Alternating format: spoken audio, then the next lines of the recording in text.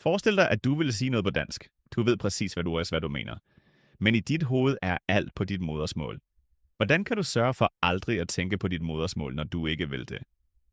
Hej kære lærerne. Vores podcast hjælper dig med at forstå enkle samtaler på dansk. Vi taler langsomt, tydeligt og med korte sætninger. Præcis. Og i dag har vi valgt et spændende emne. Mikkel, vil du sige, hvad det handler om? I dag taler vi om, hvordan man lærer at tænke direkte på dansk. Mange oversætter i hovedet, og det gør talen langsom og svær. Vi vil vise veje til at stoppe denne vane. Det lyder perfekt, for jeg tænker ofte først på engelsk. Min tunge venter, mens min hjerne leder efter ord. Jeg håber, dine råd hjælper mig og vores lyttere. Jeg er sikker på, at de vil hjælpe. Emnet er i dag vigtigt, fordi mennesker verden over lærer dansk. Mange har brug for dansk til arbejde, rejser eller venner. Jo hurtigere man tænker, desto friere taler man. Det er helt rigtigt. Men er det virkelig muligt at slukke for modersmålet i hovedet? Ja, det er muligt, men det kræver øvelse og tålmodighed. I hoveddelen vil jeg give 5 klare tips. Hver tip er enkel, logisk og kan bruges med det samme. Det lyder super. Jeg vil stille mange spørgsmål, bare rolig. Vores lyttere må også gerne sende deres egne spørgsmål. God idé. Kære venner, skriv til os, hvis I har erfaringer. Måske tager vi jeres tanker op i en senere episode. Mikkel, før vi går dybere, kan du kort forklare, hvad at tænke på dansk præcis betyder? Gerne, at tænke på dansk betyder, at dine indre ord er danske.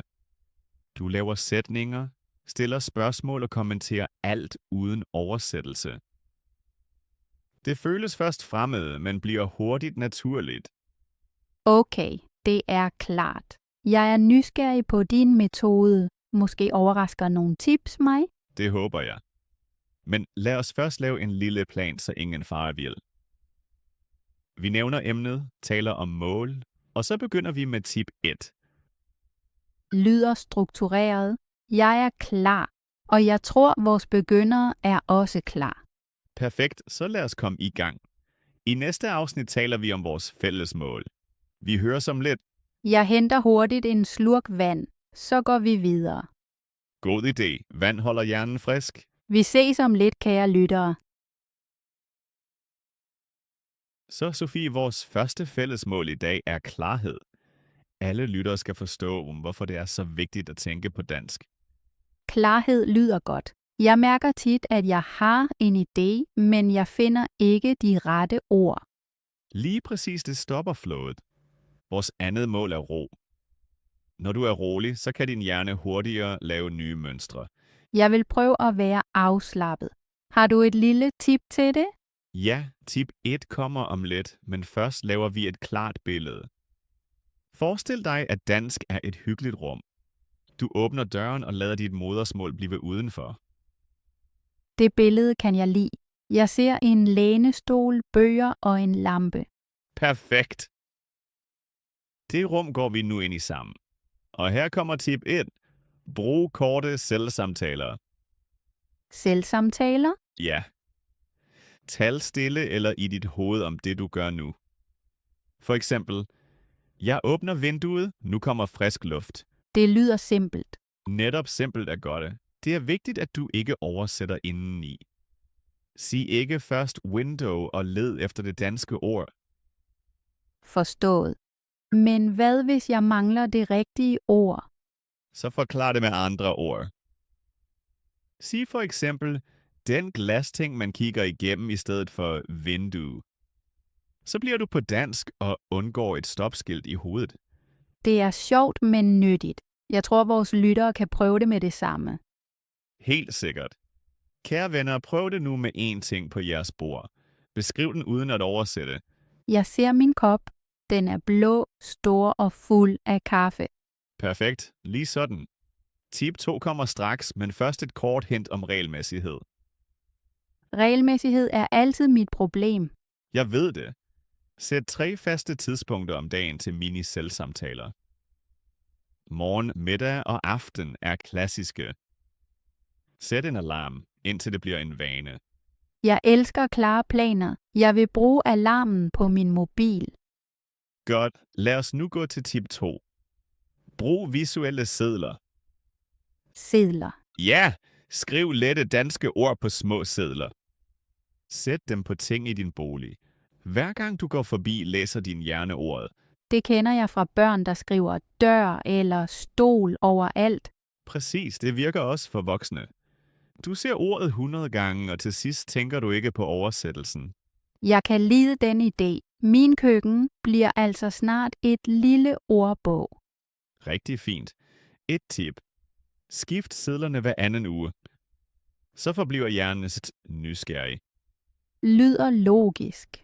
Hvad hvis der kommer gæster, og de synes sedlerne er mærkelige? Så forklarer du stolt, at du træner dansk. Måske lærer de med det samme. Haha, god idé. Så vi har selvsamtaler og etiketter. Jeg føler mig allerede mere motiveret. Det glæder mig. Før vi præsenterer tip 3, vil jeg lave en lille øvelse. Fedt. Hvilken øvelse. Vi beskriver øjeblikket sammen, uden at tænke på engelsk. Jeg starter. Jeg sidder. Jeg taler. Jeg trækker vejret roligt. Jeg lytter, jeg nikker, jeg holder min kop. Meget godt, det var øvelsen. Læg mærke til, kære lytteren, hvor nemt det kan være. Jeg mærker det nu mere end før. Fint. Om få minutter præsenterer vi tip 3, men først tager vi et kort åndedrag. God idé. Et dybt åndedrag hjælper altid. Okay, træk vejret dybt ind, pust ud. Og straks fortsætter vi med flere praktiske tricks. Jeg er klar, og det er vores lyttere sikkert også. Fantastisk. Bliv hængende, for det næste værktøj bruger musik og er sjovt. Det lyder spændende, Mikkel. Ja, men mere om det om lidt. Kort pause i hovedet. Ingen engelsk. Jeg prøver virkelig. Jeg tæller nu stille på dansk. 1, 2, 3. Perfekt. Dermed slutter vores lille målblok. I næste del går vi dybere ned i metoderne. Jeg glæder mig. Vi høres ved om lidt, kære læringsvenner. Vi ses om lidt. Brug pausen til at se på en genstand og beskrive den indeni. Helt på dansk. Måske beskriver I jeres mobil, jeres pen eller jeres nøgle. Sådan begynder jeres danske tænkning. Velkommen tilbage, Sofie, og velkommen tilbage, kære lyttere. Hej igen. Jeg er klar til tip 3. Super. Tip 3 bruger musik. Hør hver dag en dansk sang. Vælg enkle tekster, måske børnesange eller langsom pop. Hvorfor hjælper musik med at tænke? Musik gentager ord rytmisk. Din hjerne lægger melodi og lyd sammen. Så husker du sætninger uden at studere bevidst. Det lyder logisk. Har du et eksempel? Ja. Tag sangen Godmorgen solskinsdag. Omkvæd. Jeg står op, jeg griner højt. Syng højt med. Du tænker ikke på oversættelse, kun på lyd. Jeg forstår. Jeg kan synge, mens jeg laver mad. Præcis. Efter få dage dukker linjerne pludselig op i hovedet. Så tænker jeg automatisk dansk. Rigtigt. Endnu et trick. Læs teksten en gang højt. Fokuser på udtale, ikke på grammatik. Okay, det kan jeg gøre med det samme. Godt. Nu tip 4. Shadowing. Shadowing lyder mystisk. Det betyder at gentage. Du hører en kort lyd og taler straks efter. Du kopierer tone, rytme og betoning. Hvor lang skal lyden være? I starten kun 10 sekunder. En kort sætning er nok. For eksempel, jeg går i parken i dag. Så jeg hører sætningen og siger den straks. Ja, uden pause. Brug samme tonefald. Jeg er bange for at lave fejl. Fejl er tilladt. Det vigtige er flowet. Perfektion kommer senere. Godt, det vil jeg prøve. Et tip. Optag dig selv på mobilen. Så hører du din stemme og kan lave små ændringer. Det lyder nyttigt, selvom jeg synes, min stemme er mærkelig. Det synes alle i starten. Bagefter bliver det normalt. Hvor ofte skal jeg øve shadowing? 3 gange om ugen, 5 minutter per gang. Kort og fokuseret. Okay, det kan lade sig gøre.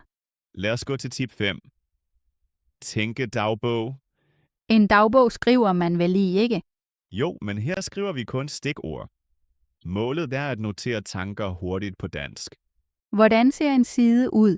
Dato øverst. Under det skriver du situationer, for eksempel supermarked, leder efter grønt. Ved siden af skriver du den indre sætning på dansk. Hvor er tomaterne? Altså ingen lange tekster, kun korte tanker. Præcis. Så træner du hurtig formulering, Jeg tror, det hjælper mig til at tænke klarere. og efter en uge, så læser du alt højt. Det gentager ordforrådet. Smart. Jeg ser mønstre og opdager huller. Men hvis du mangler ord, slå dem op og skriv dem til. Så vokser mit ordforråd målrettet. Rigtigt. Og fordi det er dine egne tanker, bliver de længere i hovedet. Mikkel, må jeg stille et spørgsmål? Selvfølgelig. Hvordan kombinerer jeg musik, shadowing og dagbog uden stress? Godt spørgsmål. Mandag musik, onsdag shadowing, fredag dagbog højt. Imellem det korte selvsamtaler og sedler som før. Altså en ugeplan. Ja. En klar plan mindsker stress. Og hvis nogen har mindre tid, Så vælg kun 2 metoder. Kvalitet før kvantitet. det letter. Kan man også øve med venner? Helt sikkert. Mød hinanden online eller i parken. Vælg et emne, tal 5 minutter kun dansk. Hvis nogen glider over i engelsk, Så griner I kort og går tilbage til dansk. så forbliver det venligt og effektivt. Præcis. I motiverer hinanden. Jeg har en idé til vores lyttere. Måske kan de sende os deres ugeplan, God idé. Vi læser gerne, hvordan I øver. og vi giver feedback i en senere episode. Perfekt. Et punkt mere. Brug jeres hobbyer. Læs en kort opskrift af, hvis du elsker at lave mad. Eller se en dansk tegnevideo. Så kobler man sjov og læring. Netop.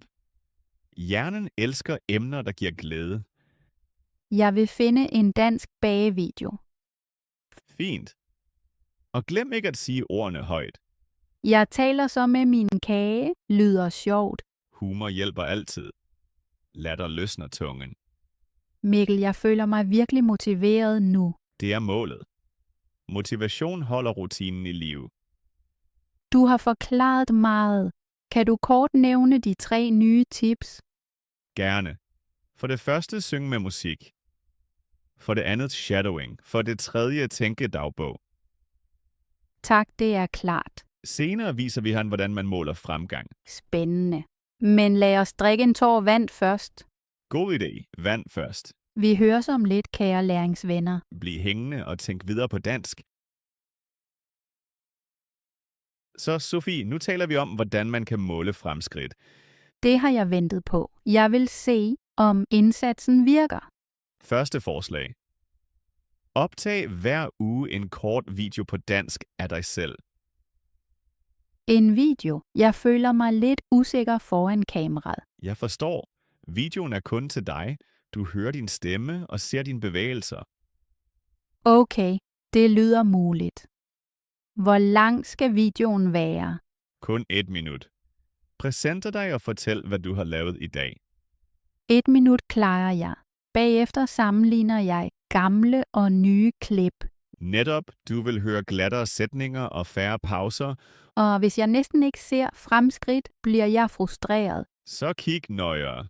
Måske er udtalen klarere, eller du finder ord hurtigere. Sandt. Små skridt tæller også. Andet forslag. En vennetimer. Hvad er det? Mød en læringsmarker og sæt en timer på 5 minutter. Mens timeren kører, taler I kun dansk. Hvis en begynder at tale engelsk. Så har I et sjovt straford. Den anden råber højt, kartoffel. Haha, det løsner stemningen. Efter 3 uger øger I til 8 minutter, derefter 10. Så ser jeg min udholdenhed vokse. Præcis.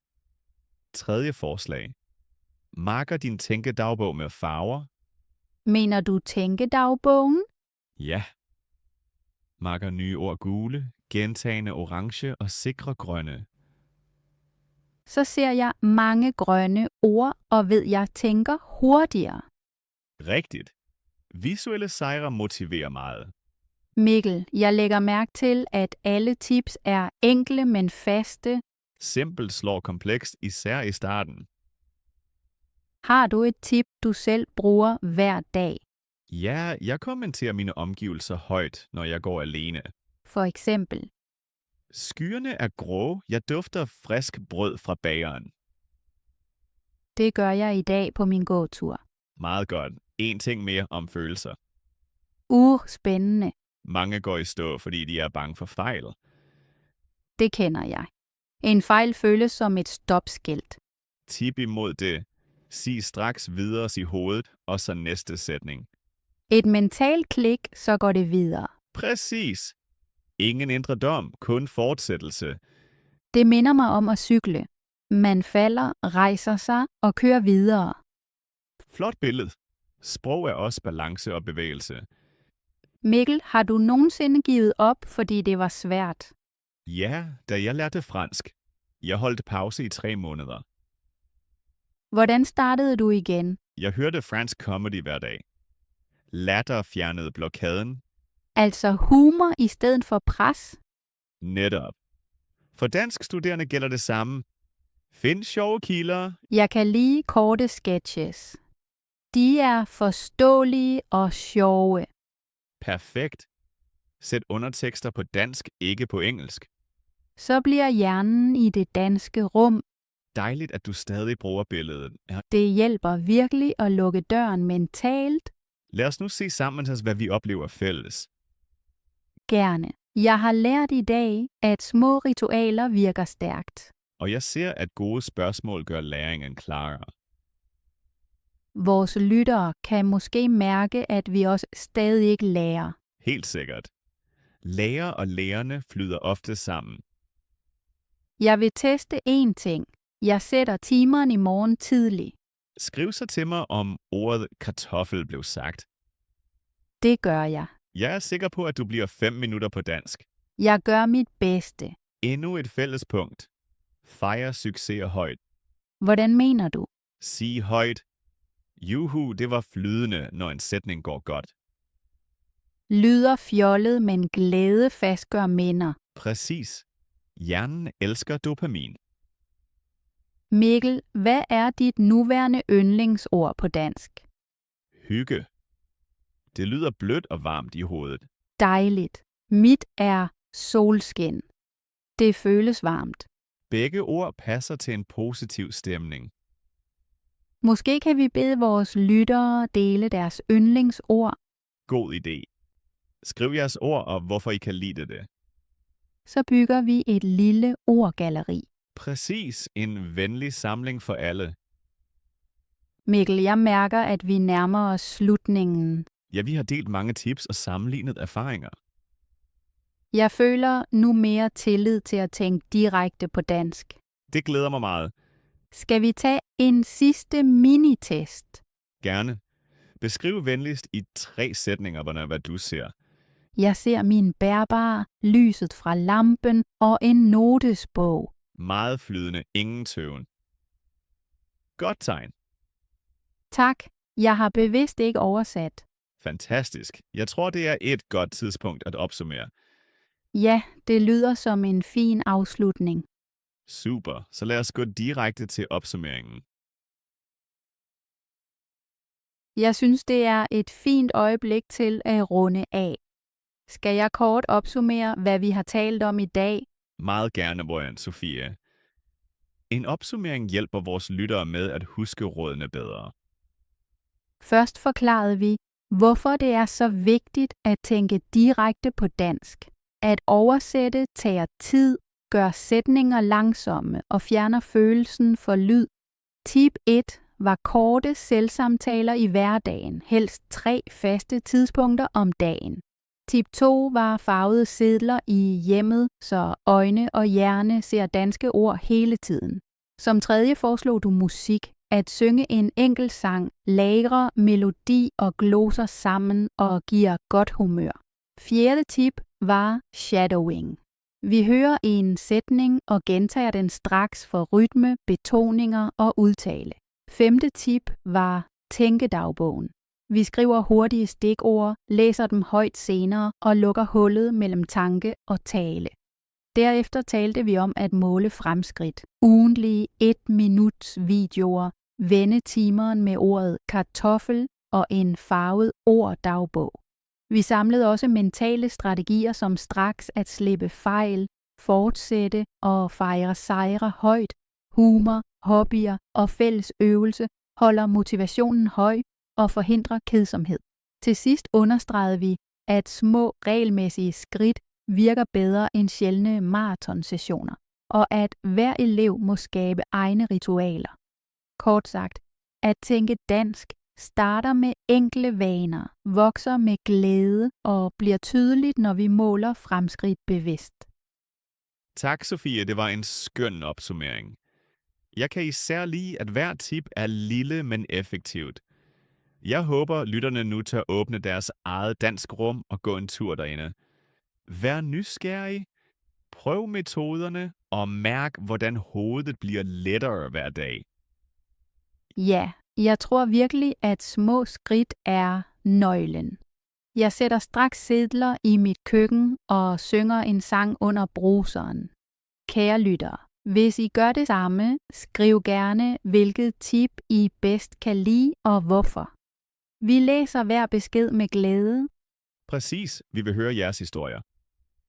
Måske har I allerede et ritual, som I kan dele, eller I har en sjov kartoffel-anekdote fra Timerline. Skriv kort, langt, seriøst eller skægt, bare på dansk. Hvis I vil, optag jer selv, mens I synger eller laver shadowing, og beskriv selv, hvordan det føles. Jeres eksempler inspirerer andre lærerne.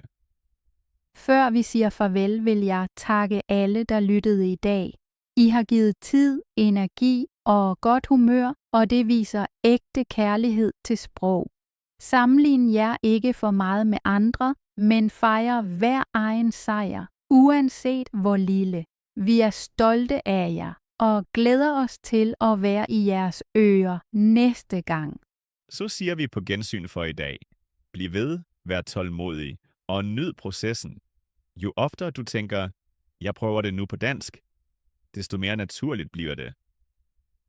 Tak af hjertet for at lytte, og vi glæder os til en kommende episode. Held og lykke med at tænke uden oversættelse. Og glem ikke at give dig selv små belønninger. Måske en kop kakao efter hver øvelse eller en gåtur, når du har talt flydende i 5 minutter. Sådan fortæller du hjernen. Dansk betyder glæde. På den måde forbliver du motiveret og når dine mål. Det virker ofte stærkere end enhver tør grammatikregel.